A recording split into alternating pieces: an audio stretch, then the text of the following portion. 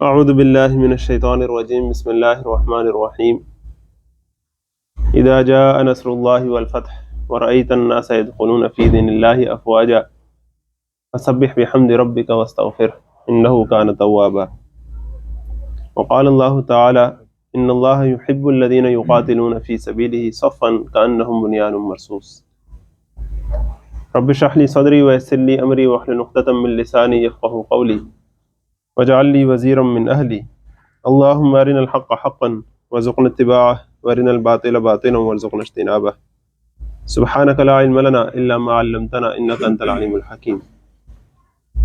اللہ تعالیٰ کا لاکھ لاکھ شکر ہے کہ ہم اپنی جو سیرت النبی صلی اللہ علیہ وسلم کی کلاس ہے اس میں ہم مدنی زندگی کا آج مطالعہ کریں گے انشاءاللہ۔ اور مدنی زندگی کا مطالعہ آپ کے اور میرے لیے پریکٹیکلی اس اعتبار سے بڑا اہم ہے کہ ہم میں سے ہر بندے کے دل میں مدینہ بستا ہے۔ اللہ تعالیٰ سے دعا ہے کہ اللہ تعالیٰ ہمیں شعوری طور پر اپنے دل میں، اپنے ذہن میں، اپنے کردار میں ہمیں ایک مدنی کردار والا بنا دے۔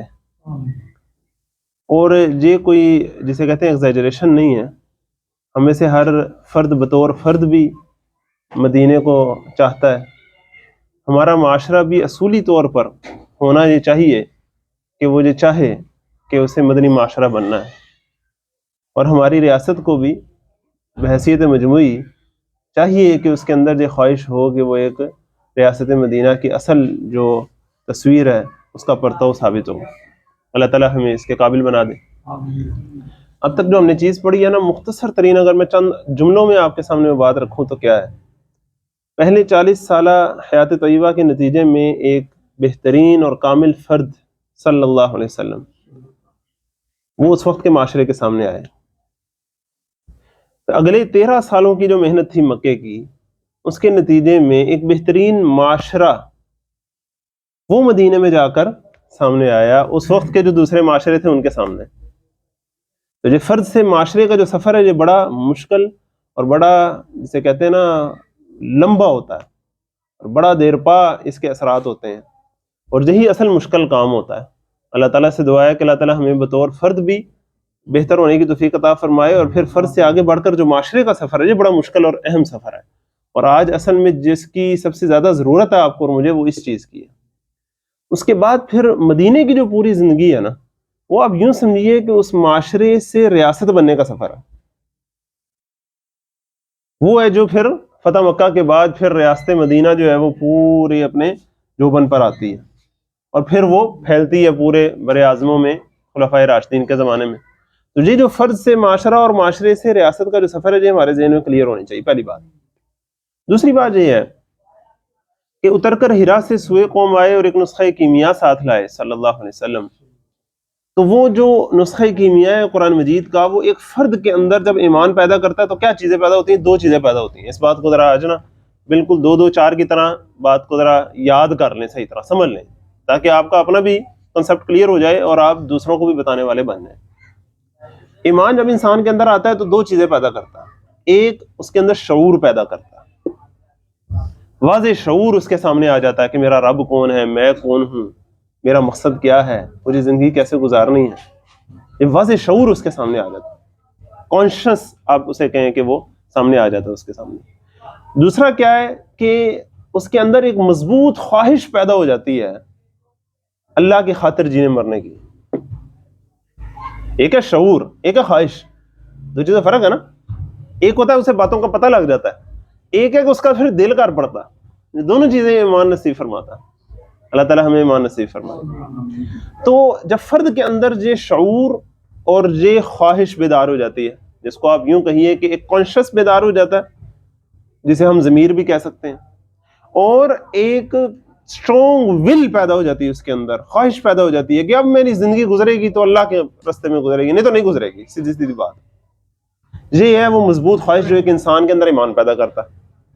اب ایمان کے نتیجے میں جب انسان دعوت دیتا ہے اور تواصی بالحق کرتا ہے، اور فرد سے معاشرے کا جو سفر طے ہوتا ہے جو پورے مکی دور میں ہمیں نظر آتا ہے، دعوت کے ذریعے، تربیت کے ذریعے، اور پھر لوگوں کو جوڑنے کے ذریعے، ایک دوسرے کے قریب کرنے کے ذریعے، اس کے نتیجے میں جو معاشرہ وجود میں آتا ہے، جو مدنی معاشرہ ہمیں نظر آتا ہے ہجرت کے بعد، اس کی بیسک خصوصیت کیا ہے بھلا؟ کہ اس کے اندر ایک کلیکٹیو کانشیس موجود ہے، اجتماعی شعور ان کے اندر موجود ہے. وہاں انفرادی شعور تھا نا، اب وہ انفرادی شعور مل کر کیا ہو گیا، ایک اجتماعی شعور ہو گیا. پورے معاشرے کو شعور ہے کہ یار ہمیں ایسے کرنا ہے، ایسے نہیں کرنا. اور ایک کلیکٹیو کانشیس کے ساتھ ساتھ ایک کلیکٹیو ول پیدا ہو گئی ہے اللہ کی خاطر جینے مرنے کی. یہ جو اجتماعی خواہش ہے نا اللہ کی خاطر جینے مرنے کی، آپ صلی اللہ علیہ وسلم کا ساتھ دینے کی، یہ جو مضبوط خواہش ایک معاشرے میں جب پیدا ہو جاتی ہے، پھر وہ 313 بھی ہو تو 1000 کو پٹخ دیتے ہیں. یہ ہے وہ چیز، اس بات کو سمجھنے کی ضرورت ہے. آج ہمارے معاشرے میں انفرادی طور پر بھی ضمیر ہمارے مر چکے ہیں، ہمارے شعور بالکل ناپید ہو چکے ہیں. اللہ کی خاطر جینے مرنے کی آرزو تمنا سب خالی. اور اجتماعی طور پر تو کیا کہنا ہے.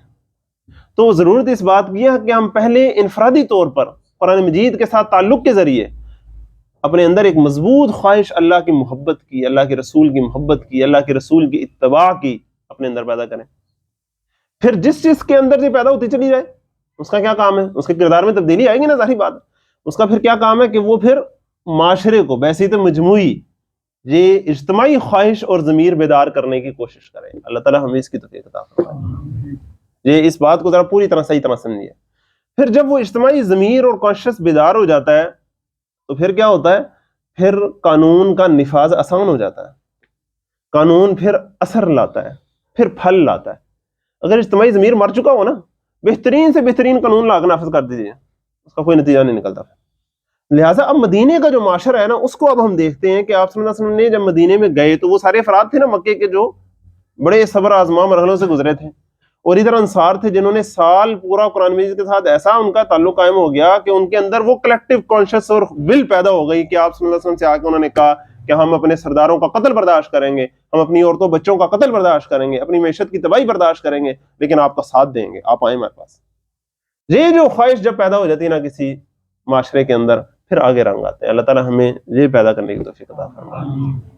اب مزید آگے آئیے کہ مدینے میں جاتے ہی آپ صلی اللہ علیہ وسلم نے جو کام کیے وہ ہم پاکستانیوں کے لیے زیادہ ہی کچھ خصوصی اہمیت کے حامل ہے. آپ ذرا غور کیجئے کہ سورۃ بقرہ ہے وہ سورت جو بالکل ہجرت کے فوراً بعد نازل ہوتی ہے.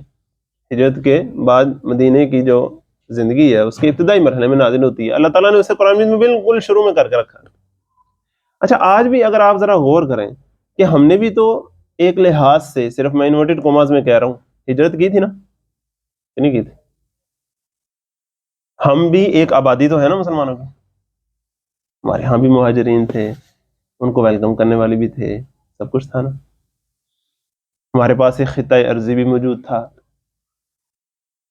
یہاں تک تو بات بنی تھی. کچھ اس سے آگے ہمیں کیا کرنا تھا، پھر معاشرے کو کس رخ پر چلانا تھا، بحیثیت مجموعی کیا طور طریقے اختیار کرنے تھے، اور بحیثیت مجموعی ریاست کو کن بنیادوں پر اٹھانا تھا.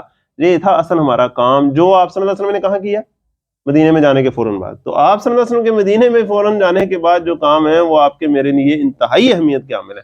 اللہ تعالیٰ ہمیں اس کو سمجھنے کی توفیق عطا فرمائے. اب ذرا آتے ہیں کہ پچھلی دفعہ جو ہم نے بات کی تھی کہ ہجرت کے فوراً بعد آپ صلی اللہ علیہ وسلم نے بنیادی طور پر جو بڑے کام کیے، جو زیادہ نمایاں ہیں، کام زیادہ مشہور ہیں، معروف ہیں، سب کو پتہ ہے، وہ 3 کام ہیں. پہلا مسجد نبوی تعمیر کی، وہ تو اسی دن جس دن پہنچے ہیں اعلان کر دیا کہ یہاں مسجد تعمیر ہوگی، اور پھر خود اس میں ساتھ دیا ساروں کا، اور ساروں نے مل کر اپنے ہاتھوں سے وہ مسجد تعمیر فرمائی. اور وہ مسجد جو ہے وہ پورا ان کا سینٹر بن گیا، ان کی اجتماعیت کا ایک مظہر بن گیا. ہماری مسجدوں کی طرح کی مسجدیں تو نہیں تھی نا جو توڑنے والی ہوں، وہ تو جوڑنے والی مسجد تھی، وہ تو پورے معاشرے کو جوڑنے والی مسجد تھی. اس کے بعد دوسرا کام کیا کیا آپ صلی اللہ علیہ وسلم نے کہ انصار اور مہاجرین کو آپس میں بھائی بھائی بنا دیا.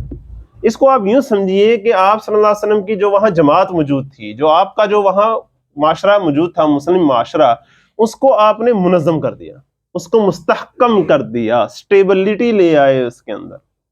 بات سمجھ رہے؟ اب پھر مزید آگے چلیں. ایک تو جو معاشرتی سٹیبلٹی تھی نا، مزید کیا تھا وہاں معاشی سٹیبلٹی بھی لے کر آئے. معاشی سٹیبلٹی کس طرح کہ مسجد نبوی کے بالکل قریب ہی آپ صلی اللہ علیہ وسلم نے فرمایا کہ یہاں ہم بازار قائم کریں گے. حالانکہ مسجد ادھر مدینے میں پہلے سے یہودیوں کے بازار تھے. مسلمان جو انصار تھے نا وہ زیادہ قدر کاشتکار تھے. جو مہاجر آئے تھے نا مکے سے وہ بزنس مین تھے. اب وہ جب آئے ہیں تو ادھر یہودیوں کی اپنی منوپلی تھی بزنس پر. تو آپ صلی اللہ علیہ وسلم نے ان کی منوپلی کو توڑنے کے لیے اپنا الگ ایک اکنامک سسٹم کھڑا کرنے کے لیے، تاکہ مکی قرآن مجید میں جو بہترین اصول و قوانین آتے رہے معیشت کے کہ ناپ تول میں کمی نہ کرو، دھوکہ نہ دو، جھوٹ نہ بولو، رشوت کرپشن سب کی ممانعت آتی رہی ہے قرآن مجید میں، اب ان سب پر عمل کر کے دکھانا ہے نا، وہ صرف لکھا تو نہیں رہے گا نا. پہلے مکے میں کیا تھا، صحابہ انفرادی طور پر اس پر عمل کرتے تھے. ذرا آپ غور کریں، آپ صلی اللہ علیہ وسلم نے پہلے 40 سالہ تجارت کیسے کی، ایمانداری سے کی کہ نہیں؟ تو آپ کو کیا لگتا ہے کہ اگلے 13 سال جب مکی دور میں تھے تو جو صحابی ایمان لاتے ہوں گے وہ ان کی تجارت کیسی ہوتی جاتی ہوگی، پاکیزہ ہو جاتی ہوگی نا؟ لیکن وہ بحیثیت فرد تھے نا، وہ ایک معاشرے کے طور پہ ان احکامات کا ثمرہ لوگوں کو نہیں دکھا پا رہے تھے. اب جیسے ہی مدینے میں آئے تو انہوں نے پھر اپنے ان احکامات پر عمل کر کے معاشرہ لوگوں کے سامنے لے کر آنا شروع کیا. اب جب وہ مسجد نبوی کے قریبی بازار قائم ہوا ہے اور وہاں جو اصول و قوانین قائم ہوئے تو آپ کو پتا پھر عدل و انصاف اور قانون کی حکمرانی یہ تو پھر ترقی لے کر آتی ہے، خوشحالی لے کر آتی ہے. تو مدینے کی وہ بستی جس کے بارے میں سارے یہ سوچ رہے تھے جب مسلمان ہجرت کر کے گئے ہیں نا، ہر بندہ یہ سوچ رہا تھا کہ اب یہ گئے ان کی تو معیشت نہیں سنبھلنی، انہوں نے تو آج کی زبان میں کہیں ڈیفالٹ کر دینا، ان کو تو لگ پتا جانا ہے، جب انہوں نے آپس میں لڑنا مرنا پھر ان کو پتا چلنا ہے، انہوں نے تو گتم گتا ہو جانا. لیکن انہوں نے دیکھا کہ نہیں یار، شروع میں ان کے پاس کم تھا تو انہوں نے بانٹ کے کھا لیا، اپنے حصے بانٹ لیے اپنے مہاجر بھائیوں سے. ہر بندے نے آ کے آپ صلی اللہ علیہ وسلم کو گفٹ دیا، بڑے انصار صحابہ نے، کسی نے باغ گفٹ کیا، کسی نے کیا، کسی نے کو مکان، کسی نے کچھ، ہر بندے نے لا کے گفٹ کیا. وہ اصل میں کیا تھا، وہ آپ صلی اللہ علیہ وسلم کو جب گفٹ کر رہے تھے تو آپ صلی اللہ علیہ وسلم ذاتی تو اسے استعمال میں نہیں لا رہے تھے نا، اسے باقیہ جو پورے ریاست کے وہ جو ڈیپینڈنٹ لوگ ہیں جن کا کوئی کمانے والا نہیں ہے، جو محتاج ہیں، ان سب کو پالنے پوسنے کے لیے استعمال کر رہے ہیں. اب وہاں جب بازار قائم ہوا اور آپ صلی اللہ علیہ وسلم نے صحابہ سے باقاعدہ فرمایا، جو مکی آئے تھے وہ بزنس مین تھے، ان میں بالخصوص حضرت عبد الرحمن بن عوف کا نام بڑا خاص آتا ہے. آپ صلی اللہ علیہ وسلم نے انہیں فرمایا کہ تم نے یہود کی منوپلی توڑنی ہے اور یہاں اپنا ہم نے بازار قائم کرنا ہے اور یہاں ہم نے انویسٹرز کو لے کر آنا ہے. اس کے لیے ذرا آپ الفاظ سنیے حدیث کے، کتنی خوبصورت حدیث ہے. الجالب الی سوقنا کالمجاہد فی سبیل اللہ، ہمارے بازار میں لا کر بیچنے والا، انویسٹ کرنے والا ایسے ہے جیسے اللہ کے راستے میں جہاد کرنے والا ہے.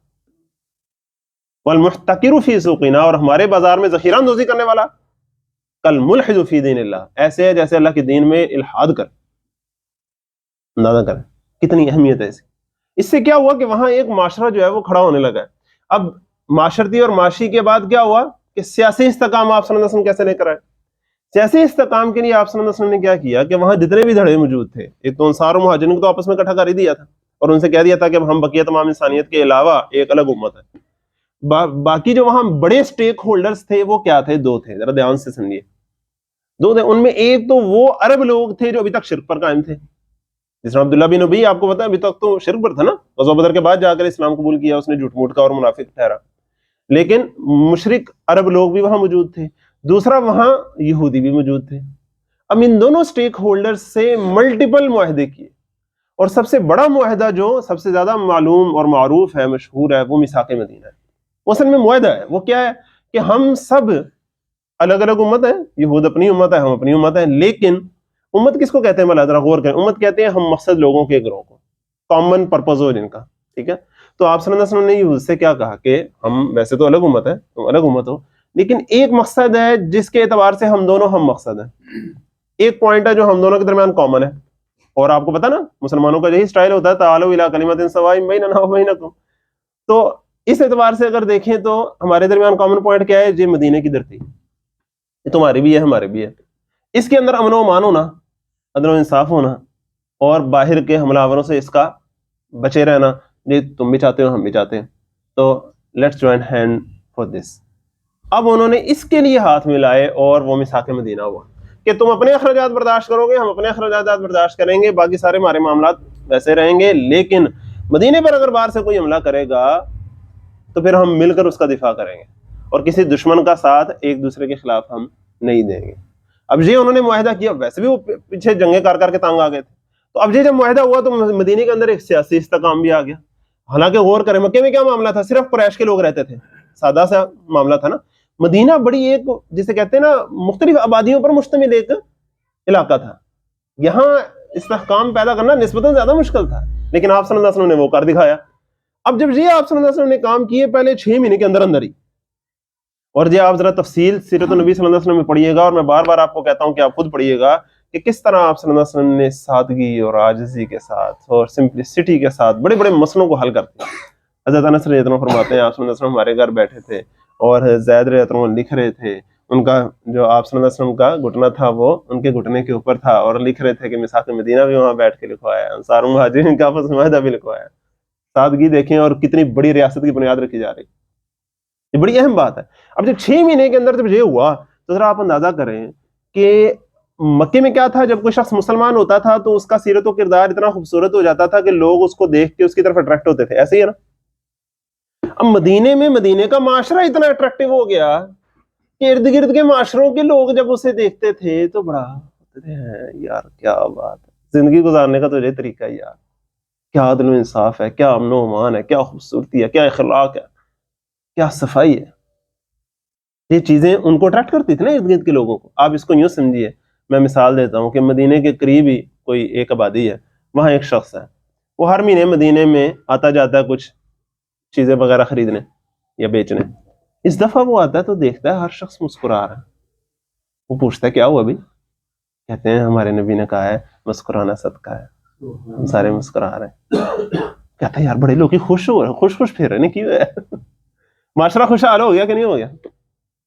وہ دیکھتا ہے کہ یار لوگ اپنی دکانیں کھلی چھوڑ کے ایک حبشی اس کی آواز پر دوڑے چلے جا رہے ہیں، یہ کیا ہو رہا ہے؟ میں کہا ہمارے نبی نے کہا ہے کوئی کالا گورا اونچ نیچ نہیں ہوتی، یہ ہمارے معلم ہیں، ہمارے مؤذن ہیں، انہوں نے اذان دی ہے، اللہ کے نام پر ہمیں بلایا ہے اور ہم سب جا رہے ہیں، اور ہمیں پیچھے کسی کا خوف نہیں ہے، کیونکہ یہاں عدل و انصاف ہے، یہاں قانون کی حکمرانی ہے، یہاں سب کا کفالت بھی کی جاتی ہے، اور جو اس کے باوجود چوری ڈاکے کی طرف جائے پھر اس کو سزا بھی ہوتی ہے۔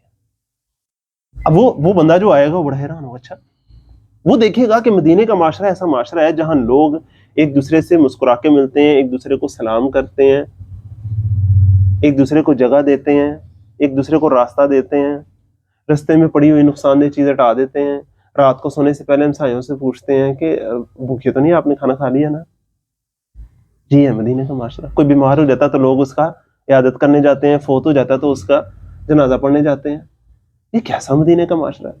یہ مدینے کا معاشرہ ایسا ہے جس میں شوہر اپنی بیویوں سے اچھا سلوک کرتے ہیں، بیویاں اپنے شوہروں کی امانت دار ہوتی ہیں، بچے اپنے والدین کی عزت کرتے ہیں، بڑے بچوں سے پیار کرتے ہیں، آپس میں عدل و انصاف کے ساتھ رہتے ہیں، کسی کے اوپر ظلم کرنے کی کوشش نہیں کرتے، کوئی کرنے لگے تو پورا معاشرہ اسے روکتا ہے۔ ایک انبلٹ میکانزم ہے امیونٹی کا۔ وہ جب بندہ دیکھتا ہے یہ ساری چیزیں تو آپ کا کیا خیال ہے، وہ کیا سوچتا ہوگا؟ یار اتنے پکے ہو جائیے، سوچتا ہوگا کہ نہیں؟ ہم جب باہر کے ملک جاتے ہیں تو کیا سوچتے ہیں؟ ایسے نہیں سوچتے، ذرا اندازہ کریں۔ حالانکہ ہم تو دنیاوی فوائد صرف دیکھ رہے ہوتے ہیں، جبکہ بھی تو میں نے آپ کو ظاہری چیزیں بتا رہا ہوں، ابھی اخلاقی اور روحانی چیزیں جو ہیں، وہاں جو روحانیت ہوتی ہوگی آپ صلی اللہ علیہ وسلم کی محفل کی، وہاں جو علم ہوتا ہوگا، وہاں جو قرآن کا پڑھنا پڑھانا ہوتا ہوگا، آپ اس کا اندازہ کر سکتے ہیں کتنا وہ خوبصورت معاشرہ ہوتا ہوگا۔ یہ ہے جس نے مدینے کے معاشرے کو اٹریکٹیو بنایا، جس نے طاقتور بنایا، جس کی وجہ سے وہ قائم رہ سکا، جس کی وجہ سے وہ بڑا چھا گیا سب پر۔ ایسے ہی نہیں ہو گیا۔ پھر وہ شخص دیکھتا ہے کہ یار پہلے میں آتا تھا تو یہاں مجھے ناپ تول کی کمی کی بھی شکایات رہتی تھی، اور معاشی طور پر لین دین میں مسائل بھی تھے۔ اب بڑی سٹینڈرڈائزیشن ہو گئی یہاں، لینے کے دینے کے ناپ تول کے لیے جو گز ہوتے ہیں نا ہمارے، وہ یہودیوں نے علیحدہ رکھے ہوئے تھے، لین دے علیحدہ تھے، دین دے علیحدہ۔ اب ایک کر دیے آپ صلی اللہ علیہ وسلم کے بازار میں، تو اب اس کا کیا دل کرے گا؟ نہیں میں یہودیوں کے بازار سے نہیں جانا، میں تو آپ صلی اللہ علیہ وسلم کے بازار میں جاؤں گا۔ اندازہ کرے گا یہ ساری چیزیں، میں تو ابھی تھوڑی تھوڑی باتیں بتا رہا ہوں نا آپ کو۔ پھر وہاں تعلیم کا پورا نظام ہے۔ حضرت معاذ بن جبل جو ہے وہ وزیر تعلیم ہے ایک لحاظ سے، ان کو آپ صلی اللہ علیہ وسلم نے مقرر کیا ہے کہ مسجد نبی کے علاوہ جتنی مسجدیں ہیں ان سب میں قراء مقرر کیے گئے ہیں، بچوں کو قرآن پڑھا رہے ہیں، بڑوں کو پڑھا رہے ہیں، ان سب کو مانیٹر کر رہے ہیں حضرت معاذ۔ پھر وہاں پولیس کا محکمہ ہے، ایک حضرت محمد بن مسلمہ انصاری بڑے جسے والے صحابی تھے، ان کو آپ صلی اللہ علیہ وسلم نے ذمہ داری دی کہ تم نے امن و امان مدینے کے اندر کا خیال رکھنا۔ یہ مختلف چیزیں ہیں۔ پھر وہاں وزارت خارجہ ایک لحاظ سے قائم کی ہے، سفیر مختلف جگہ بھیجے جا رہے ہیں، اور عدل و انصاف کی باتیں ہو رہی ہیں۔ یہ کوئی مذاق نہیں تھا، بڑی سیریس بات تھی، اس کو سمجھیے۔ یہ ہے اصل مدینے کی ریاست کی بنیاد، یہ تھا وہ معاشرہ۔ اللہ تعالیٰ ہمیں اس کے لیے کوشش کرنے کی توفیق عطا فرمائے۔ جب ایسے ہوتا ہے اور جب طاقت پکڑی جاتی ہے نا، پھر کیا ہوتا ہے بھلا؟ جو باطل پرست لوگ ہیں نا وہ آرام سے نہیں بیٹھتے۔ اب مکے کے جو لوگ بیٹھے تھے نا، جو یہ سوچ رہے تھے کہ ہے ہون گئے ہونے نہ لگے گا پتا، اج نہیں تو کل ہے گئے، ہم تماشا دیکھیں گے. اب انہوں نے دیکھا کہ یار یہ تو نظارہ ہے دیکھنے والا, اور پورا عرب جو ہے وہ تو نظارے دیکھ رہا. اب ان کے پیٹ میں مڑوڑ اٹھا, انہوں نے 2-3 بلنڈر مارے. اور ایسے ہی ہوتا ہے, پوری سیرت میں دیکھیے, پوری ہسٹری میں دیکھیے, جو بندہ حق پر ہوتا ہے نا وہ بڑے سکون, امن, اطمینان سے, کیونکہ وہ ایمان والا ہوتا ہے. ایمان کیا دیتا ہے؟ امن دیتا ہے. ایسے ہی وہ اسلام والا ہوتا ہے, وہ سلامتی کی خاطر آرام سے, سلو اسٹیڈی, بالکل حوصلے سے کام کرتا چلا جاتا ہے, بڑھتا چلا جاتا ہے. اور جو دوسرے ہوتے ہیں, جو اپنے مفاد پرست طبقات ہوتے ہیں, ان کو تب چڑھتی ہے دیکھ دیکھ کیوں یہ کیا ہو رہا ہے, یہ کیا ہو رہا ہے. اب کیا ہوا کہ مکے کے جو لوگ تھے انہوں نے دیکھا کہ یہ تو الٹا پڑ گیا سارا کچھ, ہم تو سوچ رہے تھے کہ کام خراب ہوگا ان کا. اب انہوں نے 2 سے 3 بلنڈر مارے. پہلا بلنڈر تو یہ مارا کہ صحابہ جتنے بھی مہاجرین گئے تھے نا, پیچھے وہ جتنے بھی اپنی جائیداد, اپنا گھر بار چھوڑ کر گئے تھے, اس پر قبضہ کر لیا. آپ صلی اللہ علیہ وسلم کا گھر مکے کا سب سے بڑا لیوش گھر تھا, حضرت خدیجہ رضی اللہ عنہا کی طرف سے تھا, سب سے بڑی حویلی تھی, وہ قبضہ کر لی.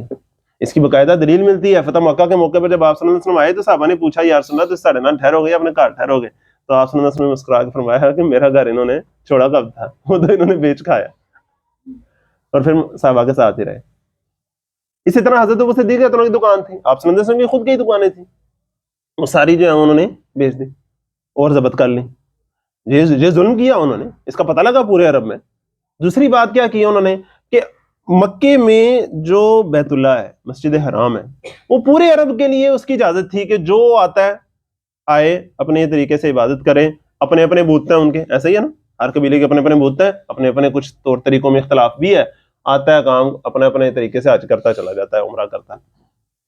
انہوں نے پابندی لگا دی مسلمانوں پر کہ اب تم گئے ہو تو اب تمہارے اوپر یہاں حج اور عمرے کے لیے آنے کے لیے پابندی ہے مسجد حرام کے اندر. آپ ذرا سورت بقرہ پڑھیے, آپ ذرا سورت انفال پڑھیے, یہ جو غزوہ بدر کے قریب قریب کی صورتیں ہیں نا, ذرا پڑھیے. اس میں یہ باقاعدہ موضوع ہے کہ انہوں نے مسجد حرام کے دروازے بند کر دیے, حالانکہ یہ مسجد حرام کے کوئی متولی نہیں تھے.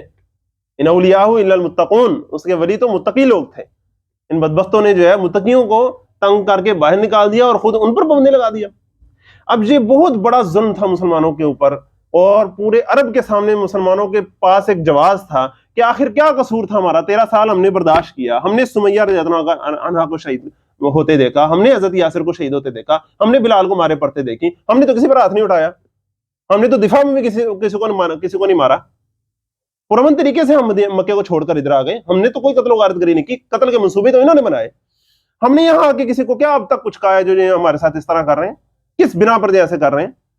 اب یہ پورا ایک جواز آ گیا نا, اب پورا عرب جو ہے اس کے, آپ یوں سمجھیے کہ ادھر کے میڈیا کیا رپورٹ کر رہا ہوگا, ٹھیک ہے اس زمانے کا میڈیا ہوتا تھا, شاعر ہوتے تھے, سب کچھ ہوتا تھا. اور آپ صلی اللہ علیہ وسلم نے بھی اپنے دربار کے سرکاری جو شاعر ہیں حضرت جو حسان بن ثابت, ان کو آپ صلی اللہ علیہ وسلم نے رکھا تھا. تو یہ سارے معاملات ہیں. اب تیسرا جو ہے نا کام کیا ہوا کہ انہوں نے ایک دھمکی آمیز خط لکھ دیا قریش نے. یہ بہت اہم واقعہ ہے, رحیق المختوم میں بڑی تفصیل سے لکھا ہے. عام طور پر ہم اس کو اگنور کرتے ہیں اور اس کی اہمیت کو نہیں سمجھتے, حالانکہ یہ بڑا اہم واقعہ ہے سفارتی سطح پر.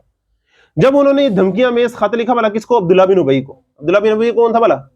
خزرج کا سردار تھا, جس کو وہ پہلے سے بادشاہ بنانے کے لیے تیار بیٹھے تھے. اور آپ صلی اللہ علیہ وسلم آ گئے تھے تو بیتاج بادشاہ کی حیثیت سے, اور آپ صلی اللہ علیہ وسلم ان کے بڑے مان گئے تھے. تو عبداللہ بن ابی کی ساری جو تھی نا امیدیں, اس پر پانی پھر گیا تھا, اس کے دل میں بڑی نفرت تھی.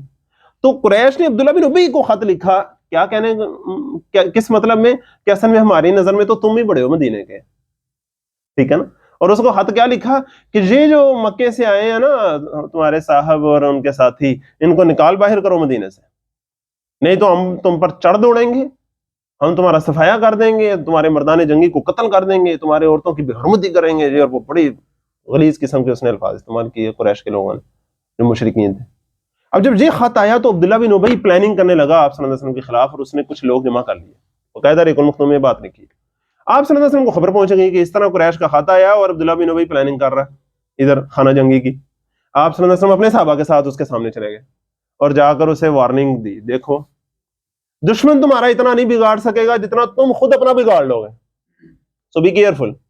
کیوں؟ دیکھو دشمن تو جب حملہ کرے گا نا, تم اگر آپس میں لڑو گے تو تمہارا کیا خیال ہے کہ میرے ساتھی اور میں, ہم اپنے مشن سے پیچھے ہو جائیں گے؟ ہم اپنے مشن سے تو پیچھے ہونے نہیں والے. اب تم دیکھو ذرا ادھر میرے ساتھیوں میں, ہر گھرانے کا کوئی فرد میرے پاس بھی ہے تو کوئی تمہارے پاس ہے. لڑو گے تو کس سے لڑو؟ اپنوں سے لڑو گے تو ایسے نہ کرو.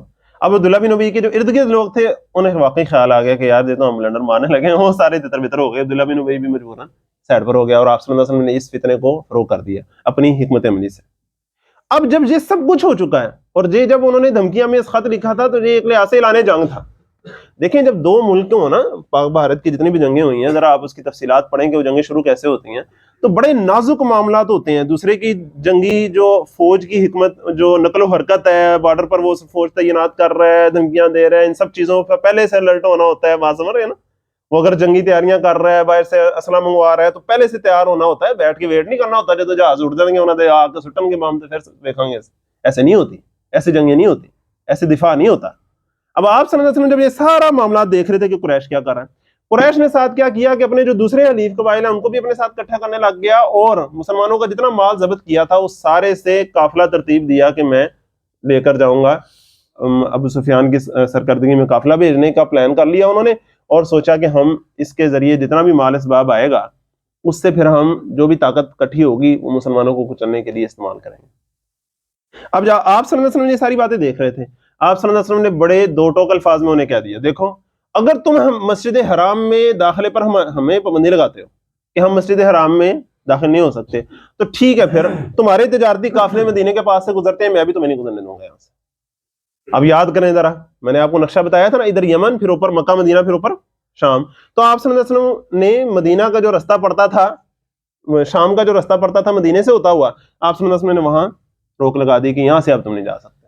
اس کے لیے آپ صلی اللہ علیہ وسلم نے 8 مہمات بھیجی۔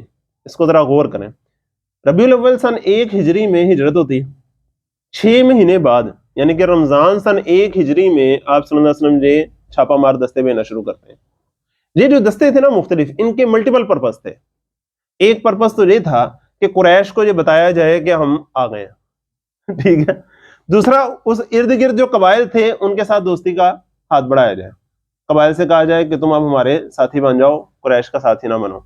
اگر فرض کریں کوئی قبیلہ کہتا ہے کہ نہیں نہیں آپ بندے تو بڑے اچھے ہیں لیکن کیا کریں، قریش کی دشمنی ہم مول نہیں لے سکتے، تو اچھا پھر اگر ہماری جنگ ہوئی پھر بیچ میں نہ آنا، کم از کم نیوٹرل ہو جاؤ۔ اب یہ جب ساری سفارتی سطح پر جب یہ کام جاری تھا تو اس سے کیا ہو رہا تھا، مکے والے بیٹھے بیٹھے ہی کیلے ہوئی جا رہے تھے۔ انہیں کیا خبر مل رہی، آج اس قبیلے نے بھی آپ صلی اللہ علیہ وسلم کے ساتھ معاہدہ کر لیا، آج اس قبیلے نے بھی معاہدہ کر لیا، آج وہ بھی ہمارا ساتھ چھوڑ گیا، اور اب ہمارے قافلے جو ان کے جا رہے تھے ان قافلوں کا رستہ روکنا شروع کر دیا۔ پہلے حضرت حمزہ گئے، انہوں نے ایک آدھے قافلے کو روکا، اور کرتے کرتے تقریباً جو 8 مہمات ہیں ان میں سے آپ یوں سمجھیے کہ 4 مہمات میں آپ صلی اللہ علیہ وسلم خود گئے، انہیں کہتے ہیں غزوہ، اور 4 میں آپ صلی اللہ علیہ وسلم نے صحابہ کو بھیجا، ان کو کہتے ہیں سرایا، سریہ کی جمع ہوتی سرایا۔ ان کے جو ملٹیپل پرپس تھے، لیکن بحیثیت مجموعی کسی میں جنگ کی نوبت نہیں آئی۔ ان میں سے جو آخری سریے تھے نا، 2 وہ بڑے اہم تھے، ایک سریہ نخلہ تھا اور دوسرا جو آپ صلی اللہ علیہ وسلم لے کر نکلے تھے ابو سفیان کا قافلہ روکنے کے لیے۔ اب ہوا کیا کہ آپ صلی اللہ علیہ وسلم نے اس دفعہ کیا کیا، پہلے تو شام کے رستے پر اس طرف بھیجتے تھے نا، اس دفعہ کیا کیا، کچھ صحابہ کو جنوب کی طرف بھیجا، اور ان کا جو یمن کا رستہ تھا نا ادھر بھی صحابہ کو بھیجا کہ جاؤ ذرا ادھر بھی جا کے انہیں بتاؤ کہ تمہیں ہم نہ ادھر جانے دیں گے نہ ہم تمہیں ادھر جانے دیں گے اگر تم ایسا کرو گے ہمارے ساتھ۔ اب وہ جو صحابہ ادھر گئے جنوب کی طرف، وہاں ایک عجیب سا معاملہ ہوا کہ وہاں حرام مہینوں کے آخری دن تھے، تو صحابہ نے سوچا کہ اب کیا کریں، قافلہ ہمارے پہنچ میں ہے، چند بندے، 4 ٹوٹل بندے ہیں اور مال ٹیرو ہے، ہم بھی کوئی اتنے کو بندے ہیں کہ ان کو دبا لیں گے۔ مشورہ انہوں نے کیا تو انہوں نے کہا حملہ کر دیتے ہیں، حالانکہ آپ صلی اللہ علیہ وسلم نے انہیں فرمایا تھا کہ تم نے صرف وہاں جا کے خبر لو کہ کیا ہو رہا ہے، لیکن جب انہوں نے دیکھا کہ موقع بڑا اچھا ہے تو انہوں نے حملہ کر دیا۔ جو حملہ کیا تو ایک کافر جو ہے وہ مارا گیا، دوسرے کافر کو قیدی بنا کے لے آئے، کوئی ایک دوڑتا ہوا جو ہے وہ مکے کی طرف گیا۔ ایٹ دا سیم ٹائم آپ صلی اللہ علیہ وسلم بھی شمال کی طرف ایک مہم کے لیے نکلے ہوئے تھے۔ وہ کس مہم کے لیے نکلے ہوئے تھے؟ ابو سفیان کا قافلہ جو بڑا قافلہ تھا، اینول جو ان کا قافلہ تھا، باقی جو چھوٹے قافلے تھے، یہ جو اینول بڑا قافلہ تھا یہ جب جا رہا تھا پورا شام کی طرف، تو آپ صلی اللہ علیہ وسلم پیچھے جا رہے تھے، لیکن رستے میں ایک قبیلے کے پاس رکے، اس سے معاہدہ وغیرہ کرنا تھا، وہاں دعوت اس قبیلے نے کافی کی، مصاحبہ کی، اس میں تھوڑی ذرا دیر ہو گئی تو ابو سفیان کا قافلہ جو ہے وہ نکل گیا۔ اللہ تعالیٰ کو یہی منظور تھا کہ جاتے ہوئے وہ نکل جائے، واپسی پہ 2 ہاتھ ہوں، اللہ تعالیٰ کو منظور تھا، سب کچھ ہوا۔ ابو سفیان کا قافلہ جو ہے وہ اوپر کو نکل گیا شام کو، وہاں جا کے وہ ذرا دھیان کرتے رہے کہ آتے ہوئے میرا پیچھا ہوا ہے، اب پتہ نہیں کیا ہوتا ہے کیا ہوتا ہے۔ واپسی پہ نکلتے ہوئے انہوں نے 2 کام کیے، ایک تو یہ کہ ایک بندہ دوڑایا مکے کی طرف کہ دوڑتے جاؤ اور جا کے مکے والوں سے کہو فوراً حفاظت کو نکلو، میرا پیچھا ہو رہا ہے، اپنے مال کو بچاؤ۔ دوسرا انہوں نے کام کیا کیا، بڑے جینیس بندے، انہوں نے دوسرا کام کیا کیا کہ اپنا راستہ بدل لیا اور سیدھا ادھر مدینے کی طرف سے آنے کے بجائے ایسے مغرب کی طرف سے ہو کے نا، ساحل کے قریب قریب سے ہو کے لمبا راستہ اختیار کیا۔ ادھر آپ صلی اللہ علیہ وسلم جو ہے وہ باہر آ چکے ہوئے تھے اور دیکھ رہے تھے کہ ادھر سے ابو سفیان نے آنا ہے اور ہم نے اسے پکڑنا ہے. ادھر مکے میں ایٹ اے ٹائم دونوں طرف سے پیغام پہنچ گیا, جنوب سے بھی اور شمال سے بھی. جنوب سے بندہ دوڑا ہوا آیا, وہ ساڑا بندہ مر گیا, ساڑا بندہ قیدی لے گئے, وہ قافلہ لٹ کے لے گئے, وہ ایسے ہو گیا. اور ادھر سے شمال سے بندہ دوڑا آیا کہ ابو سفیان کا پیغام آیا کہ اپنے قافلے کو بچاؤ. اب جو مکے میں دو طرح کے لوگ تھے نا, کچھ لوگ تھے وہ کہتے تھے یار مدینے میں چلے گئے ہیں نا, نہ چھیڑو انہیں, دوسرے لوگوں سے لڑنے دو, اگر ان کی فتح ہوگی تو کوئی نہیں, بندے تو تاڑے اپنے ہی نے, اور اگر دوسرے لوگوں نے انہیں دبا لیا تو کوئی بات نہیں, تمہاری تلواریں اپنوں کے خون سے نہیں رنگی جائیں گی, خود ہی وہ ان کا معاملہ ختم ہو جائے گا. لیکن دوسرے جو ابو جہل کی طرح کے لوگ تھے وہ کہتے تھے نہیں, ہمیں مدینے پہ چڑھ دوڑنا چاہیے اور سر قلم کر دینا چاہیے, اور وہ اس طرح کی باتیں کرتے تھے. اب جب یہ دونوں پیغام آئے نا تو ابو جہل کی طرح کے لوگوں کا جو بیانیہ ہے نا, سٹانس ہے, وہ زور پکڑ گیا. انہوں نے کہا دیکھا پھر تم لوگ کہتے تھے آرام سے بیٹھے رہو, دیکھا ہے آرام سے بیٹھنے دیں گے ہمیں, وہ کر کے انہوں نے تیاری کی اور پورا 1000 کا لشکر تیار کیا اور کہا کہ اب ہم جائیں گے اپنے قافلے کو بچائیں گے, اور پوری طرح وہ مطمئن تھے کہ ہم وہاں پوری طرح فتح حاصل کر کے آئیں. اب آپ صلی اللہ علیہ وسلم کو پیغام پہنچ گیا کہ ادھر سے 1000 کا لشکر آ رہا ہے, ادھر سے ابو سفیان کا قافلہ آ رہا ہے, ٹائم اتنا لگے گا کہ ایک ٹائم میں ایک ہی طرف رخ کر سکتے ہیں آپ. اللہ تعالیٰ نے وعدہ کیا کہ دونوں میں سے ایک کا تمہارے ساتھ وعدہ ہے, ہمت کرو اور چوز کرو کہ تم نے کس طرف جانا ہے. آپ صلی اللہ علیہ وسلم نے صحابہ سے فرمایا مجھے مشورہ دو, کیا کریں, ادھر سے قافلہ آ رہا ہے, ادھر سے لشکر آ رہا ہے. اکثر لوگوں نے مشورہ دیا کہ دیکھیں ہم قافلے کے لیے نکلے تھے, ہم 1000 سے لڑائی کرنے کے ارادے سے تو نہیں نکلے تھے, نہ ہم پورا سفر, نہ پورا ہم جنگی سامان اس طرح کا لے کر آئے, تو پہلے ہم قافلے سے لڑتے ہیں, اس پر فتح پا لیں گے, مال بھی آ جائے گا, ہتھیار بھی آ جائیں گے, پھر ہم لشکر سے بھی لڑ لیں گے. لیکن آپ صلی اللہ علیہ وسلم پھر کہہ رہے ہیں کہ مجھے مشورہ دو, مجھے مشورہ دو. تب حضرت مقداد کھڑے ہوئے, انہوں نے بڑی خوبصورت تقریر کی. انہوں نے کہا یا رسول اللہ صلی اللہ علیہ وسلم, آپ ہمیں اصحاب موسیٰ پر قیاس نہ کیجیے, جنہوں نے کہا تھا جائیں آپ کا رب جا کے لڑیں. نہیں, ہم اصحاب محمد ہیں صلی اللہ علیہ وسلم, ہم آپ کا ساتھ نہیں چھوڑیں گے. آپ ہمیں سیدھا لے جائیں ساحل سمندر تک جا کے کہیں کہ سواریاں سمندر میں ڈال دو, ہم سمندر میں ڈال دیں گے, ٹینشن نہ لیں, آپ ایزی رہیں. آپ صلی اللہ علیہ وسلم خوش ہوئے, لیکن آپ صلی اللہ علیہ وسلم نے پھر بھی فرمایا کہ مجھے مشورہ دو. تو اب انصار کو اشارہ ملا, انہوں نے محسوس کیا کہ لگتا ہے آپ صلی اللہ علیہ وسلم ہمیں کہہ رہے ہیں. کیوں؟ اب تک جتنی بھی مہمات نکلی تھی نا اس میں زیادہ تر مہاجرین تھے. اب اس دفعہ جو آپ صلی اللہ علیہ وسلم آئے تھے 313 کے ساتھ, اس میں زیادہ انصار تھے, اور انصار کے ساتھ معاہدہ یہ ہوا تھا کہ اگر مدینے پر کوئی حملہ کر دے گا تو تم حفاظت کرو گے. ایسے ہی ہے نا, ابھی مدینے پر حملہ تو نہیں ہوا, آپ صلی اللہ علیہ وسلم تو خود حفاظتی تدابیر کے تحت جو ہے وہ باہر آئے ہوئے ہیں. اب مدینے والوں کو جب محسوس ہوا تو انہوں نے کھڑے ہو کر کہا یا رسول اللہ صلی اللہ علیہ وسلم, آپ وہ جو ہمارے معاہدے ہوئے تھے اس کو بھول جائیں, اب ہم آپ پر ایمان لے آئے ہیں, آپ کی تصدیق کر دی ہے, آپ ہمارے مالوں میں سے جو چاہتے ہیں لے لیں, جو چاہتے ہیں چھوڑ دیں, اور ہماری جانیں بھی آپ کے لیے حاضر ہیں. جو آپ کے رستے میں جان مال قربان ہو جائے گی وہ ہمیں زیادہ عزیز ہوگی جو بچ جائے گی, اس سے ہمارے ذریعے اللہ آپ کی آنکھوں کو ٹھنڈک عطا فرمائے گا اور فتح نصیب فرمائے گا. آپ آگے بڑھیے, ہم آپ کے ساتھ ہیں. آپ صلی اللہ علیہ وسلم بڑے خوش ہوئے اور کہا کہ اللہ تعالیٰ نے جو فیصلہ کیا ہے اور اللہ تعالیٰ نے ہم سے وعدہ کیا ہے ایک گروہ کا, تو آج ہم بڑے گروہ پر ہاتھ ماریں گے اور بڑے لشکر پر ہم پیش قدمی کریں گے اور قافلے کی بجائے لشکر کی طرف چلیں. اب بدر کے مقام پر پہنچ کر پہلے ہی پوزیشن سنبھالنی, ادھر کے جو کنویں تھے اس پر بھی قبضہ کر لیا, اور پھر جب قریش مکہ جو لشکر آیا جب, تو آپ صلی اللہ علیہ وسلم نے کیسے پہلی جاسوسی کے اقدامات بھی کیے اور کس طرح جنگ لڑی جاتی ہے. جنگی مہارت بھی آپ صلی اللہ علیہ وسلم نے کمال ہی کر دکھائی. آپ صلی اللہ علیہ وسلم کی جو جامع صفات ہے نا اس کا کوئی انتہا نہیں ہے, بحیثیت فرد بھی اور انفرادی زندگی میں بھی اور اجتماعی زندگی کے جتنے بھی پہلو ہو سکتے ہیں اس سب میں آپ صلی اللہ علیہ وسلم کمال تھے, سب کے لیے بہترین نمونہ تھے. تو جنگجو اور جنگی کمانڈر کے طور پر آپ صلی اللہ علیہ وسلم کی جو اسٹریٹجیز تھیں وہ غزوات میں پڑھنے والی ہیں. اور میں نے آپ سے کہا تھا کہ آپ نے غزوہ بدر اور غزوہ احد کی تفصیلی معاملات خود سیرت سے پڑھ کر آنے ہیں, یاد ہے نا. آپ صلی اللہ علیہ وسلم کی سیرت پر مختلف انداز سے کتابیں لکھی جاتی ہیں, تو کچھ کتابیں ایسی بھی لکھی گئی ہیں جو صرف ان جنگوں کا جنگی نقطہ نظر سے مطالعہ کیا گیا ہے, وہی بڑی خوبصورت کتابیں ہیں. رسول اللہ صلی اللہ علیہ وسلم میدان جنگ میں بڑی خوبصورت کتاب ہے, اس میں غزوات کا جنگی نقطہ نظر سے جو ہے نا وہ کیا گیا ہے, تجزیہ کیا گیا اور مطالعہ کیا گیا, اور اس کا تقابلی جائزہ کیا گیا دوسری کئی جنگوں سے, اور ثابت کیا گیا کہ یہ زیادہ مہارت سے لڑی گئی جنگیں. اب 313 جب 1000 کے سامنے کھڑے ہو گئے نا, تو اب معاملہ کیا تھا, ذرا بیک گراؤنڈ میں ذرا چیک کریں. جس طرف 313 بندے نہیں تھے اور وہ 1000 بندے نہیں تھے, اس بات کو ذرا سمجھیں. پیچھے جو میں نے پوری بات بیان کی ہے اور ایک اخلاقی جواز پر کھڑے ہیں, منظم ہے, محبت ہے, تربیت ہے, دعوت دے چکے ہیں, اپنا پوائنٹ اپنا بیانیہ جو ہے وہ لوگوں پر اسٹیبلش کر چکے ہیں, حق پر کھڑے ہیں, یہ چیزیں میٹر کرتی ہیں. جب یہ سارا کچھ ہو تو پھر ہوتا ہے کم من فیۃ قلیلۃ غلبت فیۃ کثیرہ. کتنی دفعہ ایسا ہوا ہے کہ ایک قلیل گروہ جو ہے ایک کثیر گروہ پر بازی لے گیا. ایک شخص تھے جو غزوہ بدر میں کفار کی طرف سے لڑنے آئے، بعد میں وہ مسلمان ہو گئے اور مسلمانوں کے ساتھ مل کر کفار کے خلاف لڑتے تھے، انہوں نے بتایا مسلمانوں ہم تمہیں بدر والے دن دیکھ کے ہی ہار گئے تھے، ہم نے دیکھا ہم کن سے لڑنے آ گئے، ہم ابو بکر سے لڑنے آ گئے جس نے ہمیشہ یتیموں کا بیواؤں کی خبر گیری کی، غلاموں کو آزاد کرایا، بھوکوں کو کھانا کھلایا، ہم عمر سے لڑنے آ گئے جس کی ہم تعریفیں کرتے تھے، ہم عثمان سے لڑنے آ گئے جس کی سخاوت ہم سب کو پتا، ہم علی سے لڑنے آ گئے، اور ہم حضرت محمد مصطفیٰ صلی اللہ علیہ وسلم 40 سال ہم انہیں صادق اور امین کہتے رہے، 13 سال بھی ہم نے تمام مخالفت کر کے دیکھا، انہوں نے اپنے کردار سے ہمارے دلوں کو مسخر کیے، ہم ان سے لڑنے آ گئے۔ اور انہوں نے دیکھا کہ ہم نے جب اپنی طرف دیکھا نا، مکے کا ہر بدمعاش اور ہر 2 نمبر بندہ ہمیں اپنی طرف نظر آیا، ہم نے کہا کنہ دن آل آئے ہیں لڑنا، ہم اندر سے ہار گئے آپ کو دیکھ کے پہلے۔ باقی تو جنگ تو ایسے تھی کہ جس طرح ہم گردنیں ہی پیش کر رہے ہیں، یہ جو نفسیاتی طور پر ان کے اوپر بہت بڑا تاثر تھا، ایک بڑا اہم ہے۔ اور پھر کیا ہوا، اللہ تعالیٰ نے وعدہ فرمایا آپ صلی اللہ علیہ وسلم سے، جب آپ صلی اللہ علیہ وسلم دعائیں فرما رہے تھے تو اللہ تعالیٰ نے وعدہ فرمایا کہ فرشتے قطار اندر اتریں گے، اور ایسا ہی ہوا۔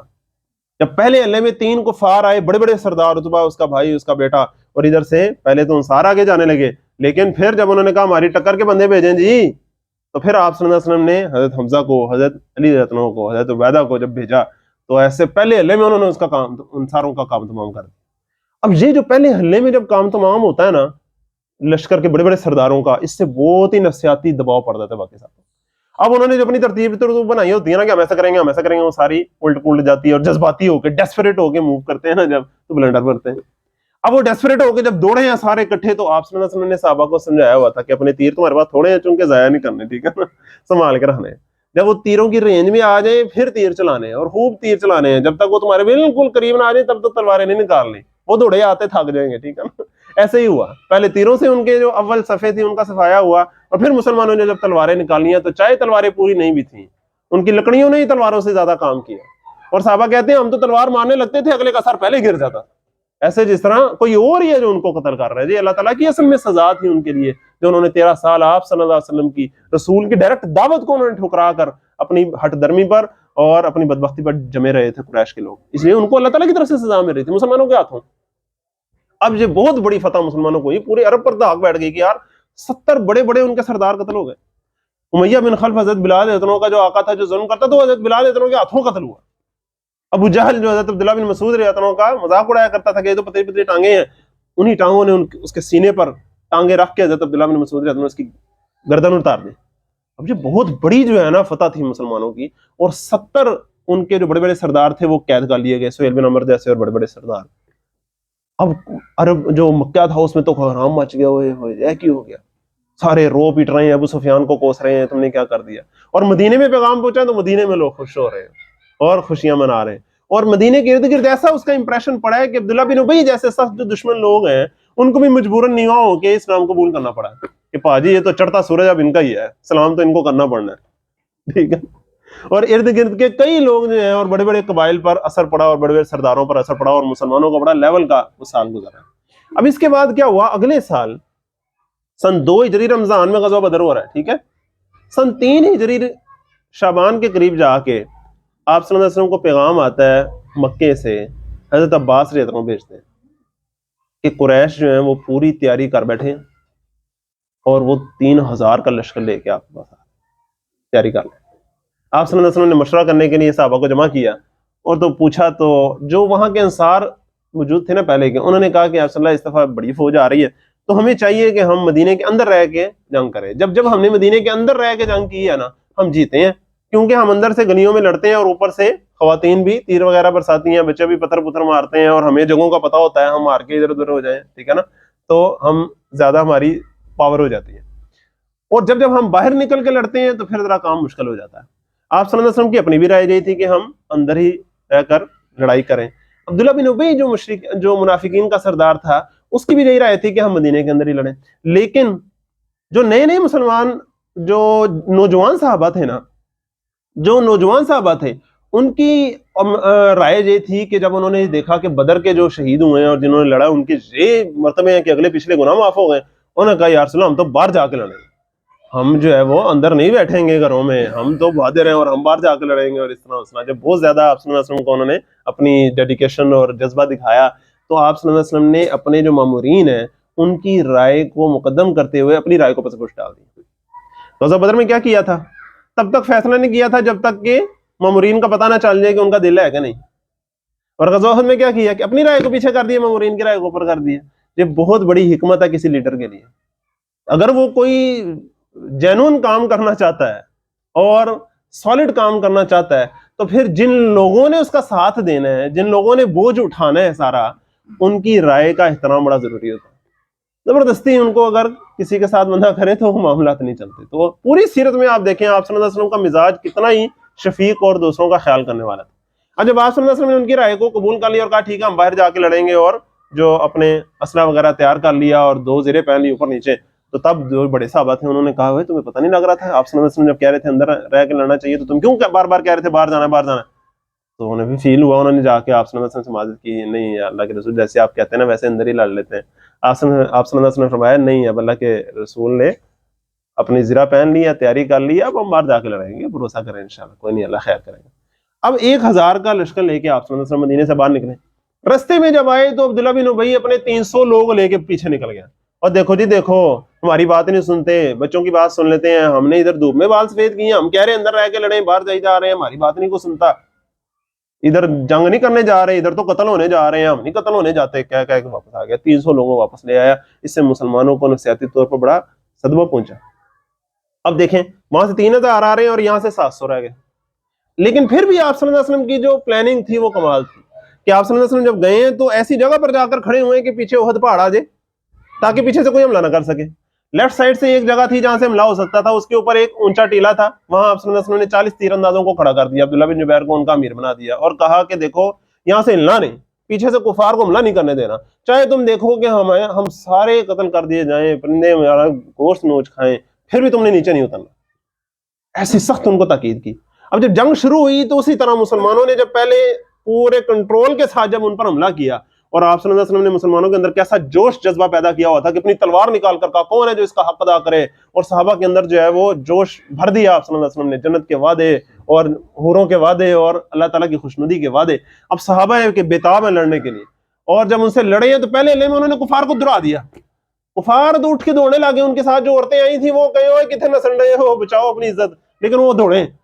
اب جو اوپر تیر انداز تھے نا انہوں نے محسوس کیا کہ آپ صلی اللہ علیہ وسلم نے تو کہا تھا کہ جب شکست ہو تو نیچے نہیں آنا، یہ تو فتح ہو گئی تو ہمیں تو نیچے جانا چاہیے. ان کے جو امیر تھے لوکل انہوں نے کہا کہ نہیں نہیں آپ صلی اللہ علیہ وسلم نے فرمایا تھا فتح ہو شکست ہو نیچے نہیں اترنا. انہوں نے کہا نہیں نہیں آپ صلی اللہ علیہ وسلم نے کہا تھا شکست ہو تو نہیں اترنا، اب تو فتح ہو گئی. مطلب کیا؟ آپ صلی اللہ علیہ وسلم کے حکم کی نافرمانی نہیں کی، انہوں نے حکم کی تعبیر غلط کی، تشریح پہ اختلاف ہو گیا. امیر کہہ رہا ہے کہ اس حکم کی یہ تشریح تھی اور وہ کہہ رہے ہیں کہ نہیں اس حکم کی یہ تشریح تھی. اللہ کے رسول صلی اللہ علیہ وسلم کے حکم کی نافرمانی کی تو کوئی سوچ ہی نہیں نہ سکتا. اصل میں اس کی تشریح پر اختلاف ہوا. ہونا کیا چاہیے تھا کہ انہیں اپنے امیر کی جو تشریح تھی نا اس کو اپنی تشریح پر فائق رکھنا چاہیے تھا، لیکن انہوں نے اپنی تشریح جو ہے وہ اس پر عمل کر دیا اور وہ نیچے اتر آئے. جب نیچے اتر آئے پیچھے تھوڑے سے لوگ رہ گئے. حضرت خالد بن ولید جو پچھلی دفعہ غزوہ بدر میں شامل نہیں تھے، ان کو پیچھے چھوڑ کر آئے تھے وہ کہ مکے کی حفاظت کرنی تم نے. اب وہ ساتھ لے کر آئے تھے تو وہ دیکھ رہے تھے اور بار بار حملہ کرنے کی کوشش کر رہے تھے گھوڑ سوار اپنے دستے کے ساتھ. آپ یوں سمجھیے وہ فضائیہ تھے، ٹھیک ہے. تو پیچھے سے بار بار حملہ کرنے کی کوشش کرتے تھے، تیر انداز انہیں روک دیتے تھے. جب انہوں نے دیکھا تیر انداز اتر گئے ہیں انہوں نے اپنے ساتھیوں نے کہا آ جاؤ. اور پیچھے سے جب وہ آئے نا تو اب مسلمان جو ہیں وہ کفار کو دوڑاتے ہوئے آگے جا رہے تھے، پیچھے سے یہ آ گئے. آپ صلی اللہ علیہ وسلم نے دیکھ لیا کہ یہ آ گئے ہیں. آپ صلی اللہ علیہ وسلم ادھر پیچھے کھڑے تھے. آپ صلی اللہ علیہ وسلم کے ساتھ چند صحابہ تھے. آپ کے پاس 2 رستے تھے. ایک رستہ یہ تھا کہ آپ اپنے صحابہ کے ساتھ مدینے واپس چلے جاتے اور سب سے کہہ دیتے بھائی مدینے واپس آ جاؤ، جو بچتا واپس آ جاتا، جو شہید ہو جاتا شہید ہو جاتا. عام طور پر لیڈر ایسے کرتے ہیں، فوجیوں کو چھوڑ کے نکل جاتے ہیں. لیکن آپ صلی اللہ علیہ وسلم کوئی عام لیڈر تھوڑی نہ تھے. آپ صلی اللہ علیہ وسلم نے آواز لگائی کہ او میرے صحابہ پیچھے دیکھو کون آ گیا، دشمن آ گیا. آپ کو پتا تھا میری آواز ان تک جانے سے پہلے دشمن کو چلی جانی ہے، اور انہوں نے میرے پاس جب تک آنا ہے اس سے پہلے انہوں نے پہنچ جانا ہے. لیکن آپ صلی اللہ علیہ وسلم نے پھر بھی آواز لگائی. اب جب ان گھڑ سواروں نے سنا کہ اچھا ادھر سے آواز آ رہی اور ان کا مرکز تو ادھر ہے، ان کے سب سے بڑے جو لیڈر ہیں، لیڈر اعظم ہے صلی اللہ علیہ وسلم، وہ تو ادھر ہے، اور ان کا تو اصل مقصد یہی تھا نا کہ آپ صلی اللہ علیہ وسلم کو نعوذ باللہ جو ہے وہ سائڈ پر کیا جائے. اب جب وہ آئے آپ صلی اللہ علیہ وسلم کی طرف تو پھر اب وہاں بڑا خون ریز مارکا ہوا. اور دوسری طرف سے جب پوری فوج بھی پیچھے سے آئی اور اگلی جو فوج تھی جو دوڑ رہی تھی کفار کی وہ بھی پیچھے مڑ آئی، تو پورا مسلمانوں کا لشکر بھی سینڈوچ ہو گیا بیچ. اب تتر بتر اور افراتفری اور ایک نا بے ہنگم سی کیفیت ہو گئی. اور ادھر آپ صلی اللہ علیہ وسلم کے گرد بڑا خون ریز مارکا ہوا. کیا ہوا کہ آپ صلی اللہ علیہ وسلم کے ساتھ صرف 2 صحابہ تھے, حضرت سعد حضرت طلحہ مہاجرین, اور 9 صحابہ تھے انصار. انصار نے تو پہلے کہا آپ پیچھے ہی رہے, ہمارے جیتے جی آپ تک نہیں کو پہنچے. ایک کے بعد دوسرے سارے شہید ہو گئے انصار. اب 2 صحابہ صرف رہ گئے, حضرت سعد حضرت طلحہ. حضرت طلحہ لیول کے تلوار باز تھے اور حضرت سعد جو ہیں وہ بڑے ہی بہترین تیر انداز تھے. کہتے ہیں بچپن سے ہی وہ عام بچے کھیلتے رہتے تھے اور وہ تیر سیدھے کرتے رہتے تھے, ایسے جس طرح کوئی تیاری کر رہے ہیں, کوئی بہت بڑا محاذ انہوں نے لڑنا ہے تیروں سے. وہ اس دن کی تیاری کرتے تھے ساری عمر. اب انہوں نے تیر پہ تیر چلایا نا جب کفار کو, اور کہتے ہیں میرا ایک تیر جب لگتا ہے اگلا اٹھتا نہیں تھا, صحیح نشانے پہ جا کے اس دن لگتا تھا. اور آپ صلی اللہ علیہ وسلم نے اپنے بھی تیر ان کو دے دیے اور کہا سعد میرے ماں باپ تم پر قربان, تیر چلاؤ. اور حضرت طلحہ اکیلے 8-8 10-10 بندوں سے لڑے ہیں, اور آپ صلی اللہ علیہ وسلم بھی خود لڑ رہے ہیں, تینوں کٹھے لڑ رہے ہیں, اور وہ دونوں آپ صلی اللہ علیہ وسلم کا دفاع بھی کر رہے ہیں اور لڑ رہے ہیں اکیلے. انہوں نے جب یہ سارا کارنامہ, بہت بڑا تاریخی کارنامہ ہے آپ صلی اللہ علیہ وسلم کی حفاظت کا, جب انہوں نے ادا کیا ہے. حضرت طلحہ کے ہاتھ پر پورے جسم پر ہی زخم آئے, لیکن ہاتھ پر جب زخم آیا تو پورا ہاتھ جس طرح پیرالائز ہو جاتا ہے نا اس طرح ہو گیا. بعد میں صحابہ اس ہاتھ کی زیارت کو جاتے تھے کہ سانو وہ ہاتھ ہے وہ ہاؤ جس نے آپ صلی اللہ علیہ وسلم کا دفاع کیا. اور جب صحابہ کو آواز پہنچی آپ صلی اللہ علیہ وسلم کی تو صحابہ پیچھے کو دوڑے, حضرت ابو بکر, حضرت عمر, حضرت علی, سارے پیچھے کو دوڑے واپس. اب ادھر آپ صلی اللہ علیہ وسلم کے پاس معاملہ جو ہے بڑا سخت ہو گیا تھا. آپ صلی اللہ علیہ وسلم کے چہرے پر انہوں نے مارنے کی کوشش کی, تلوار ماری کندھے میں, بڑی شدید درد, اور کہاں تک زرہ جو ہے وہ کٹ گئی. اور چہرے پر جب مارا تو جو خود پہنا ہوا تھا جو ہیلمٹ ٹائپ, اس کی جو چھوٹی چھوٹی ہوتی ہیں نا وہ کنیاں سی, زنجیریں سی, وہ آپ صلی اللہ علیہ وسلم کی زائگومیٹک بون جو چہرے کی ہوتی ہے اس کے اندر دھانس گئی. جب اسے نکالا تو خون کے فوارے نکلے اور آپ صلی اللہ علیہ وسلم پر غشی بھی طاری ہوئی. آپ صلی اللہ علیہ وسلم نیچے کو جب گرنے لگے تو صحابہ میں مشہور ہو گیا کہ شاید آپ صلی اللہ علیہ وسلم جو ہے وہ اللہ کو پیارے ہو. اور صحابہ کے بالکل حوصلے جو ہے وہ ان کا اللہ تعالیٰ نے پورا امتحان لے لیا. کچھ نے تو تلواریں چھوڑ دی کہ یار جب آپ صلی اللہ علیہ وسلم چلے گئے تو ہم نے کیا کرنا ہے. کچھ نے کہا کہ جب آپ صلی اللہ علیہ وسلم چلے گئے ہم نے رہ کے کیا کرنا ہے, وہ اور جوش سے لڑنے لگ گئے.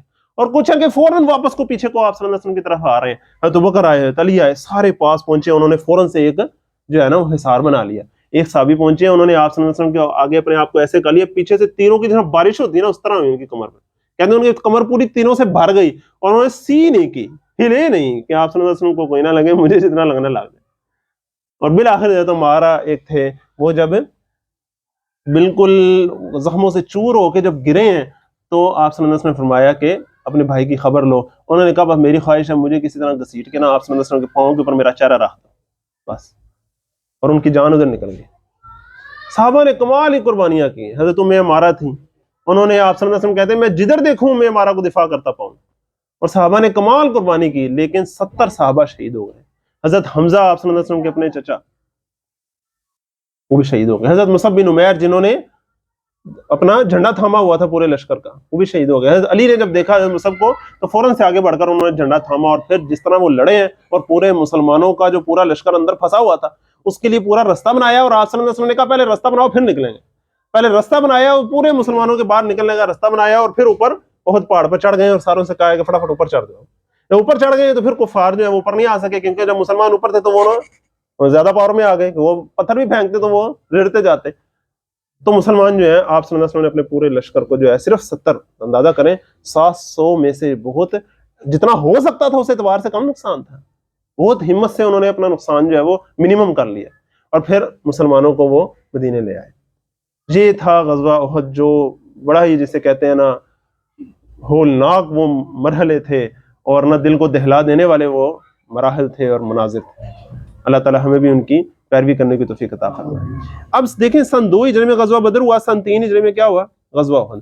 غزوہ احد کے بعد نا آپ صلی اللہ علیہ وسلم کے جتنے ارد گرد جو لوگ تھے نا ان کی بڑی حوصلے بڑھ گئے, اور نا مسلمانوں کے خلاف سازشیں کرنے لگ گئے, بالخصوص جو یہودی لوگ تھے. اس بات کو سمجھے, یہودیوں کے 3 بڑے قبائل تھے, بنو قینقاع, بنو نذیر اور بنو قریظہ. ان تینوں سے معاہدہ ہوا تھا. ویسے ٹوٹل 10 قبائل تھے, لیکن یہ 3 بڑے قبائل تھے. اب ان تینوں نے جو 3 بڑی غزوات ہوئی ہیں نا, غزوہ بدر, احد اور احزاب, تینوں کے بعد یک کے بعد دیگرے, یعنی کہ غزوہ بدر کے بعد بنو قینقاع, پھر غزوہ احد کے بعد بنو نذیر, اور غزوہ احزاب جو بھی ہم بات کرتے ہیں جس کے بارے میں, اس کے بعد غزوہ بنو قریظہ. ان تینوں نے بدعہدی کی. کسی نے آپ صلی اللہ علیہ وسلم کے قتل کی سازش کی, کسی نے مسلمانوں کو آپس میں لڑانے کے لیے ان کی خواتین کی بے حرمتی کی, اور کسی نے کفار کا باقاعدہ ساتھ دیا. اور جب انہوں نے بدعہدی کی تو پھر ان کو اس کی سزا ملی. 2 کو تو جلا وطن کر دیا گیا اور ایک بنو قریظہ کے وہ لوگ جنہوں نے بدعہدی کی تھی ان کی گردنیں اڑا دی گئیں اور باقی کئی لوگوں کو جلا وطن بھی کر دیا گیا. اب یہ تھا یہودیوں کے ساتھ جو معاملہ ہوا تھا. یہ تفصیلات آپ خود پڑھیے گا. لیکن جب سن 2 ہجری میں غزوہ بدر اور سن 3 ہجری میں غزوہ احد کے بعد جو 4 ہجری تھا نا اس میں بڑا اہم واقعہ پیش آیا. دیکھیں ایک بات ذرا سمجھ لیں, ہم سوچتے ہیں کہ یہ بڑے بڑے صرف 3 ہی غزوات تھے, بدر احد احزاب.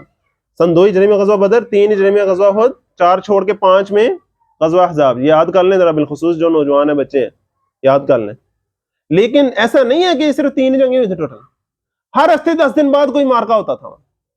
کبھی دشمن جو ہے وہ چراگاہ پر حملہ کر رہا ہے, کبھی کوئی قافلہ آ رہا ہے اس پر حملہ کر رہا ہے, کبھی کچھ کر رہا ہے, اور آپ صلی اللہ علیہ وسلم ان کے لیے اپنے ساتھیوں کو بھیج رہے ہیں. کبھی کسی قبیلے کے پاس بھیج رہے ہیں, کبھی کسی قبیلے کے پاس بھیج رہے ہیں, کبھی کوئی سردار ہے اس نے بہت جسے کہتے ہیں نا حد پار کی ہوئی ہے اس کو قتل کروا رہے ہیں, کبھی کس قبیلے کے ساتھ معاملات چل رہے ہیں. سارے معاملات چل رہے ہیں, ساری رات حضرت ابو صدیق اکبر کے ساتھ بیٹھ کے مشورے ہو رہے ہیں, اور ساتھ ساتھ قرآن مجید نازل ہو رہا ہے. پردے کے احکامات آ رہے ہیں, سود ختم ہونے کے معاملات آ رہے ہیں, وراثت کے معاملات آ رہے ہیں, میاں بیوی کے آپس کے تعلقات کے معاملات آ رہے ہیں, معاشرہ آگے سے آگے بڑھ رہا ہے, ریاست کے احکامات آ رہے ہیں, معاشی, سیاسی اور معاشرتی, یہ سارے معاملات ساتھ ساتھ آ رہے ہیں. اب سن 4 میں کیا ہوا بھلا, ایک قبیلہ تھا اس نے دھوکے سے آیا اور آپ صلی اللہ علیہ وسلم سے آ کے کہا کہ ہم نا مسلمان ہونا چاہتے ہیں, آپ کو صحابہ بھیجے ہمارے ساتھ. آپ صلی اللہ علیہ وسلم نے 70 صحابہ بھیجے جو قرآن مجید کے اہل علم تھے, حفاظ تھے, قراء تھے.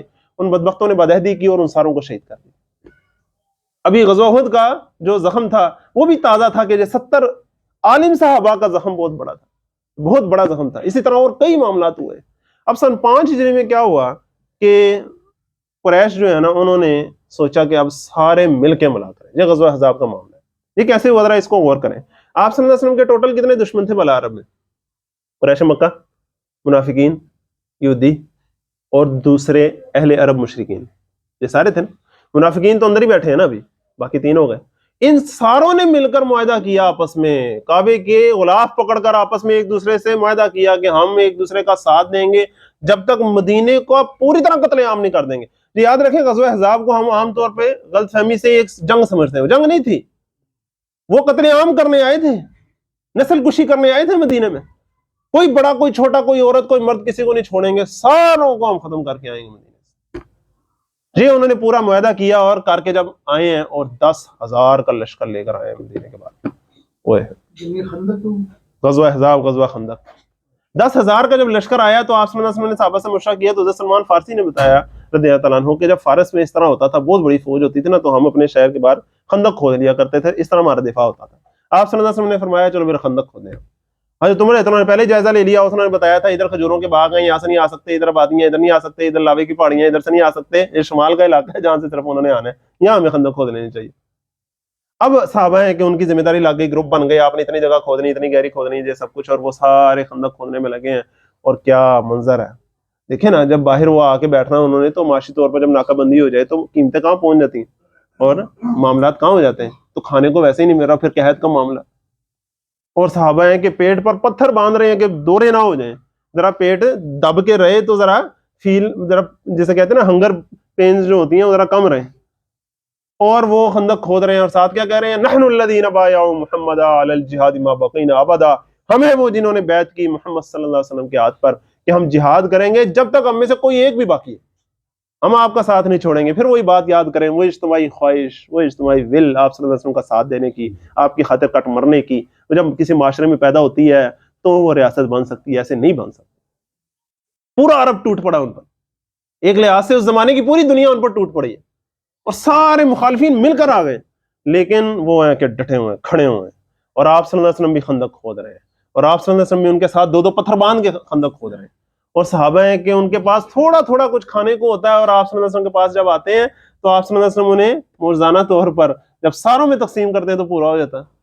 یہ جو آپ صلی اللہ علیہ وسلم کی برکات ہے نا, یہ پورا اس کا ایک فریم آف ریفرنس ہے.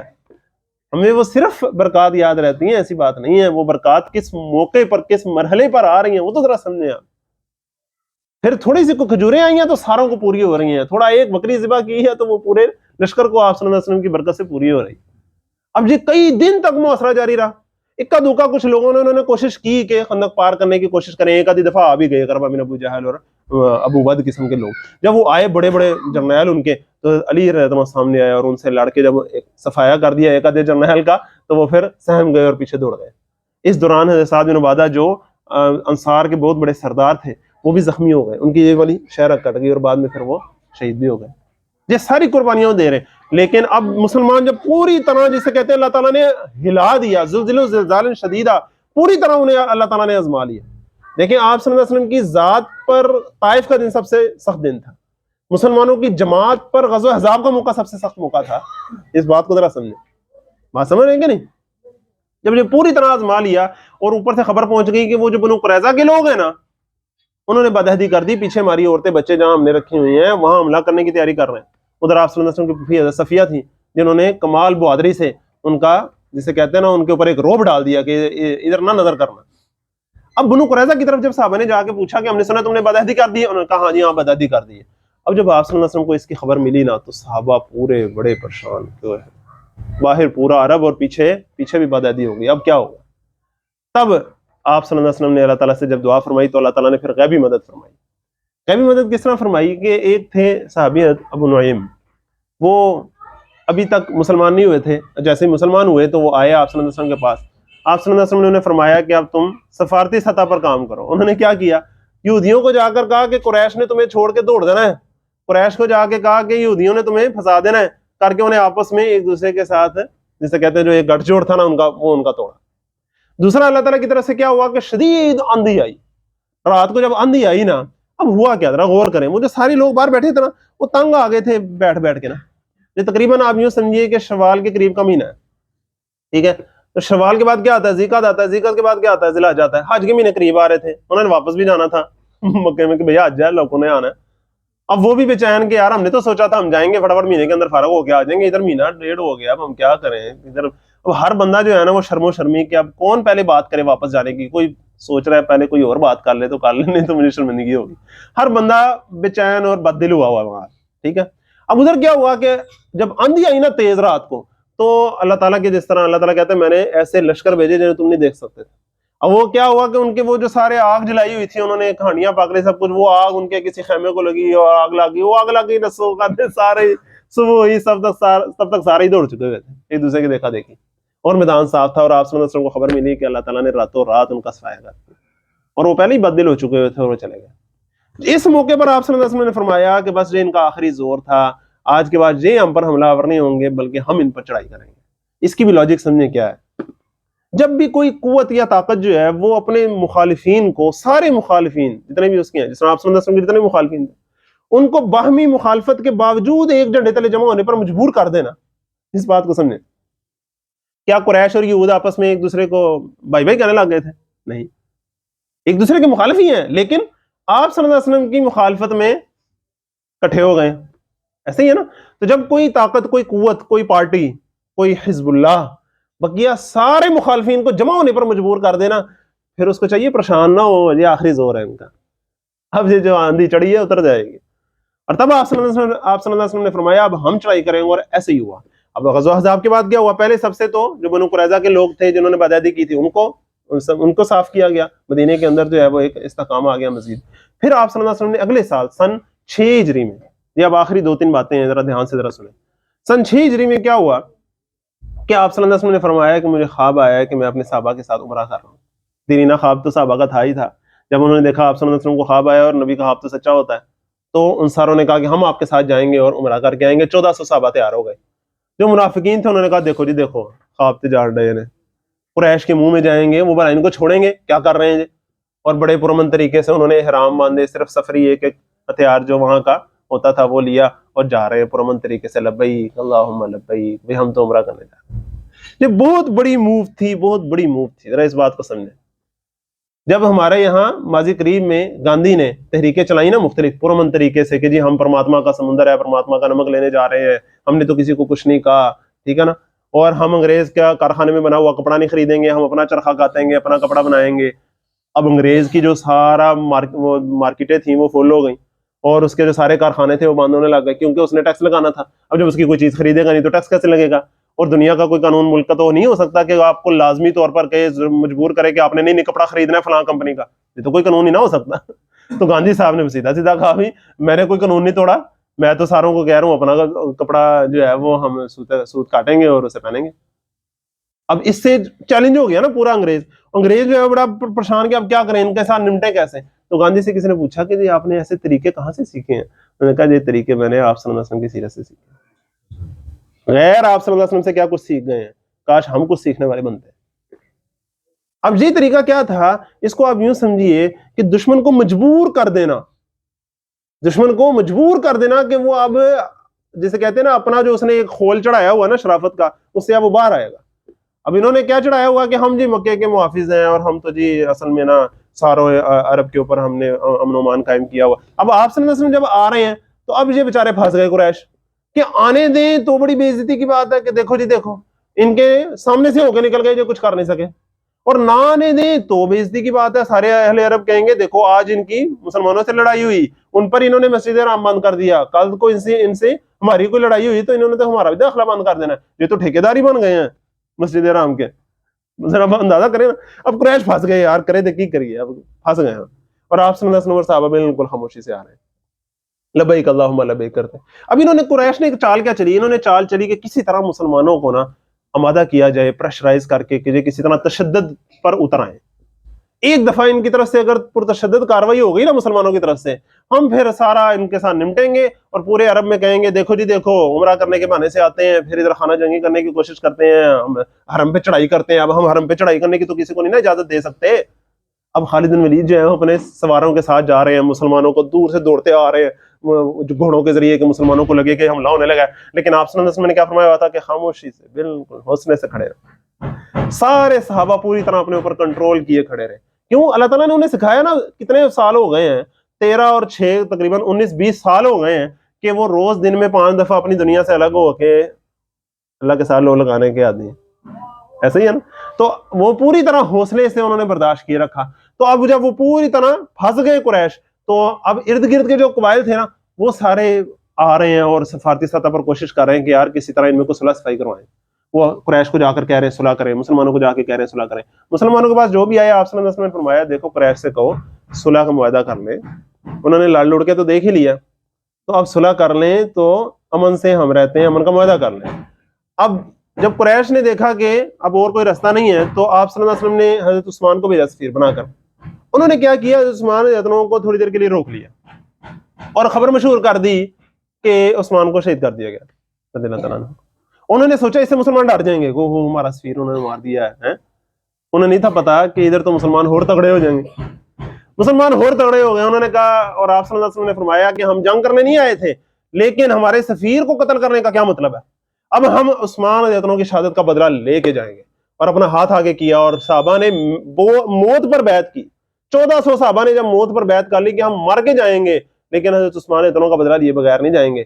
تو اب کیا ہوا کہ پورے عرب میں نا ایک تھرتھلی مچ گئی, ہو انسانی المیہ, ادھر تو جانوں کا ضیاع ہو جائے گا. سارے آئے صلح صفائی پر مجبور کیا اور قریش نے پھر مجبوراً صلح کی اور 10 سال امن کا معاہدہ کیا اور کہا کہ اس دوران جو ہے وہ آپ میں سے کوئی اگر کافر ہو کر آئے گا تو ہم واپس نہیں کریں گے, ہمارے میں سے اگر کوئی مسلمان ہو کے جائے گا تو آپ واپس کریں گے. اور 10 سال امن کا معاہدہ رہے گا. اگلے سال آپ عمرے کے لیے آئیں گے, اس سال نہیں. ساری چیزیں مسلمانوں کو بظاہر ایسا لگ رہا تھا کہ ہم دب کر صلح کر رہے ہیں, لیکن ایک اس میں شک بڑی خاص تھی. وہ شک بڑی خاص تھی, اس پر کر کے میں فتح مکہ کی بات پر آ کر بات ختم کرتا ہوں. اور انشاءاللہ اگلی دفعہ جب ہم اختتامی تقریب میں ہوں گے تب عرب سے باہر جو آپ صلی اللہ علیہ وسلم کی دعوت تھی اور پھر ہم تک کیسے دعوت پہنچی اور اب ہمارا کیا کرنے کا کام ہے, اس پر انشاءاللہ ہم اگلی دفعہ بات کریں گے. لیکن فتح مکہ کی بات کو تھوڑا سا ذرا سمجھ لیجئے کہ آپ صلی اللہ علیہ وسلم نے جب معاہدہ کیا تو اس میں خاص شک کیا تھی کہ عرب کا ہر قبیلہ آزاد ہوگا, چاہے تو وہ مسلمانوں کا ساتھ دے دے چاہے تو وہ قریش کا ساتھ دے دے. یہ معاہدہ کر کے آپ صلی اللہ علیہ وسلم واپس چلے گئے. اب جب واپس گئے اور جا کے بڑے بڑے بادشاہوں کو خطوط لکھے اور 8-10 بادشاہوں کو خطوط لکھے, ان میں سے 4 تو اسلام قبول کر لیا, 3-4 نے بڑا اچھا جواب دیا, 1-2 نے نیگیٹو جواب دیا. ان کا بھی جو شروع آپ کو پتہ ہی ہے ایران کے بادشاہ ایسا ہی ہے نا, حبشہ کا مسلمان ہو گیا, یمن کا مسلمان ہو گیا, عمان کا مسلمان ہو گیا, بحرین کا مسلمان ہو گیا. تو اب یہ پورا انٹرنیشنل لیول پر آپ صلی اللہ علیہ وسلم اور صحابہ کی ایک حیثیت بن گئی. ادھر خیبر فتح کر دیا اور یہودیوں کا کلاں کواں کر دیا. اب اگلے سال کیا ہوا کہ جب عمرہ کرنے آپ صلی اللہ علیہ وسلم آئے تو سارے جو قریش کے لوگ تھے نا, بڑے بڑے جن کی فطرت زندہ تھی, روح زندہ تھی, انہوں نے جب دیکھا تو ان کا دل آپ صلی اللہ علیہ وسلم کی طرف مائل ہو گیا. حضرت خالد بن ولید اور عمر بن عاص مسلمان ہو کے آپ صلی اللہ علیہ وسلم کے پاس آ گئے. حضرت عثمان بن طلحہ بھی آ گئے, جو ان کے بڑے بڑے جرنیل تھے, بڑے بڑے سفارتکار تھے, بڑے بڑے ان کے آپ یوں سمجھیے ان کے اسمبلی کے اسپیکر تھے, اس لیول کے لوگ تھے. حضرت عثمان بن طلحہ کے پاس چابی ہوتی تھی بیت اللہ کی. جب یہ مسلمان ہو کر آ گئے, آپ صلی اللہ علیہ وسلم نے فرمایا اب قریش نے اپنے جگر گوشوں کو تمہارے حوالے کر دیے. اب جب یہ سب کچھ ہوا اور مسلمانوں کی طاقت اور بڑھی, جس طرح ہجرت کے بعد بڑھی تھی, جب اور بڑھی تو قریش کو اور غصہ آیا. اس دوران کیا ہوا کہ دو قبیلے تھے, اب بات ختم ہونے لگی. دو قبیلے تھے, بنو بکر اور بنو خزاعہ. بنو بکر جو ہے نا وہ پہلے سے ہی قریش کا حلیف تھا. بنو خزاعہ نے فوراً سے آپ صلی اللہ علیہ وسلم کے ساتھ دوستی کا معاہدہ کر لیا. بنو بکر کو بڑی غصہ چڑھا اور قریش کو بھی بڑا غصہ چڑھا. ہے ہم نے مانا تھا کہ بھئی جس نے کرنا ہے آپ صلی اللہ علیہ وسلم کے ساتھ معاہدہ کر لیں, اس کا مطلب یہ تو نہیں کہ کر ہی لے. انہوں نے تو کر ہی لیا, ان کی یہ ضرورت. اب رات کے اندھیرے میں انہوں نے حملہ کیا اور بنو خزاعہ کے کچھ لوگوں کو شہید کر دیا. بنو خزاعہ کے لوگ آپ صلی اللہ علیہ وسلم کے پاس آئے اور کہا یا رسول اللہ ہمیں آپ کی دوستی بڑی مہنگی پڑی ہے, آپ ہمارے اوپر جو زیادتی ہوئی ہے اب اس کا بدلہ لیں. اور قریش سے جب پوچھا تو انہوں نے کہا جی ہاں جی واقعی ثابت ہو گئی بات کہ انہوں نے بدعہدی کی ہے. اب ابو سفیان پیدل چل کے آئے آپ صلی اللہ علیہ وسلم کے پاس اور آ کے بڑی ایک لحاظ سے منتیں کی کہ آپ پلیز دوبارہ صلح کا معاہدہ کر لیں. لیکن آپ صلی اللہ علیہ وسلم نے کہا نہیں, نو وے, اب تم نے بلنڈر مارا ہے, اب ہم تمہیں اس کی سزا دیں گے. ابو سفیان واپس چلے گئے. اب آپ صلی اللہ علیہ وسلم نے کیا کیا, عرب کے تمام قبائل کو پیغام بھیج دیا کہ میرے حکم پر فوراً میرے ساتھ ملنا ہے. اور آپ صلی اللہ علیہ وسلم مدینے سے اپنی فوج لے کر تھوڑی سی نکلے. عرب کے سارے قبائل کو پیغام بھیجا ہوا تھا, وہ سارے آپ صلی اللہ علیہ وسلم کے ساتھ ملتے ہوئے آ رہے. اور مدینے مکے کے باہر جب پہنچے تو 10,000 کا لشکر آپ صلی اللہ علیہ وسلم کے ساتھ.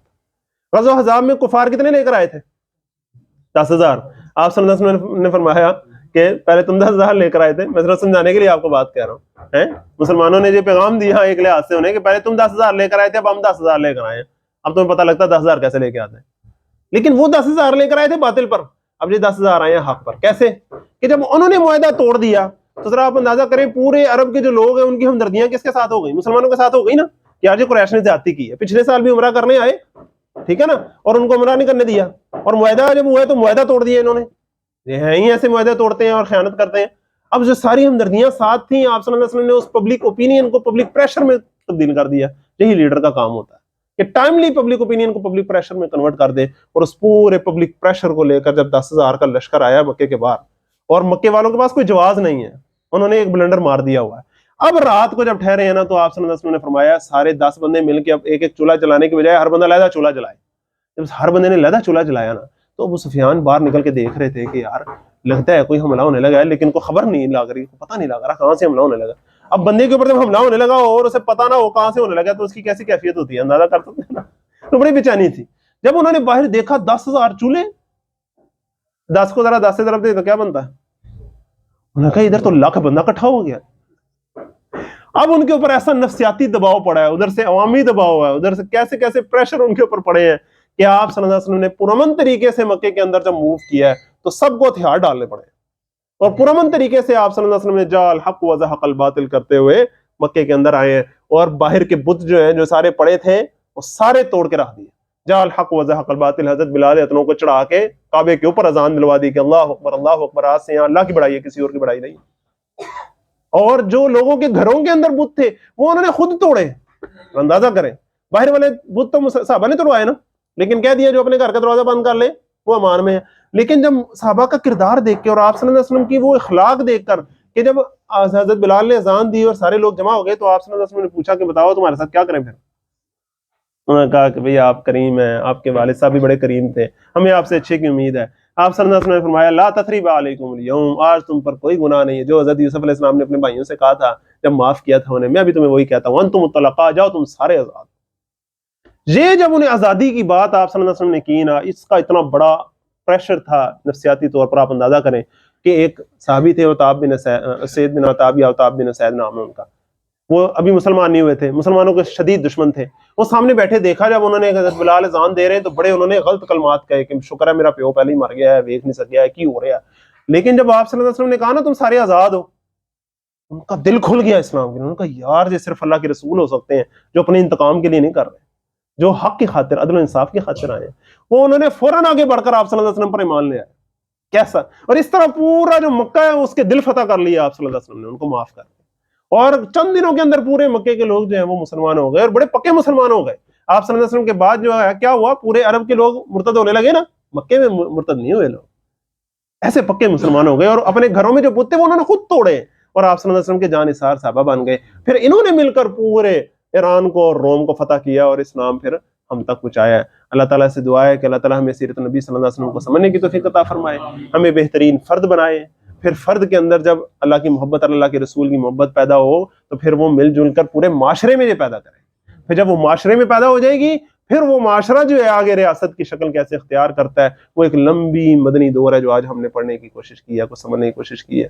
لیکن میں آپ سے آخری بات پھر کہوں گا, آپ اس پر کفایت نہ کریں. اب یہ نہ سمجھیں کہ آپ نے سیرت کا مطالعہ کر لیا, یہ تو صرف آپ کے بھی کنسپٹس جو ہیں ہم آپس میں کلیئر کرنے کے لیے اور اپنے اندر جس شوق اور جستجو پیدا کرنے کے لیے یہاں بیٹھے ہیں. آپ نے اپنے آپ سے وعدہ کریں کہ آپ سیرت النبی صلی اللہ علیہ وسلم کی کوئی ایک کتاب ضرور پڑھیں. اگلی دفعہ انشاءاللہ آپ کو ٹائم بتا دیں گے عرفان بھائی, کیا ٹائم ہوگا, کیا جگہ ہوگی, تو ہم کویسچن آنسر کا سیشن بھی رکھیں گے انشاءاللہ, اور ہم آگے سیرت النبی صلی اللہ علیہ وسلم کی تعمیل آج کے دور میں کیسے ہو سکتی ہے, تب سے لے کے اب تک کیسے صحابہ نے اور پھر تابعین نے اور تبع تابعین نے اور مختلف ادوار سے ہوتے ہوتے ہم تک دین پہنچا, آج ہم نے کیا کرنا ہے, کیسے کرنا ہے.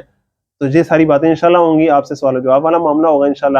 اس کے لیے آپ پوری طرح کنیکشن میں رہیے. جس کے پاس نمبر نہیں ہے عرفان بھائی کا, وہ ضرور نمبر لے کر جائیں, ٹھیک ہے نا. اور کتابیں بھی میں نے ان کو واٹس ایپ کی ہوئی ہیں PDF میں, وہ بھی ضرور لیں. اور اگلے ہفتے تک کوشش کریں ایک دفعہ پورا کر دیں سیرت, تاکہ آپ اچھے سے سوال جواب پوچھ سکیں اور ایک دفعہ آپ کو یہ چیز کلیئر ہو جائے.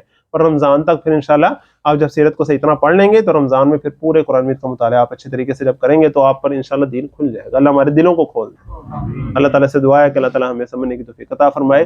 صدق اللہ العظیم. صلی اللہ تعالیٰ علی خیر خلق محمد وعلی آلہ وصحبہ اجمعین.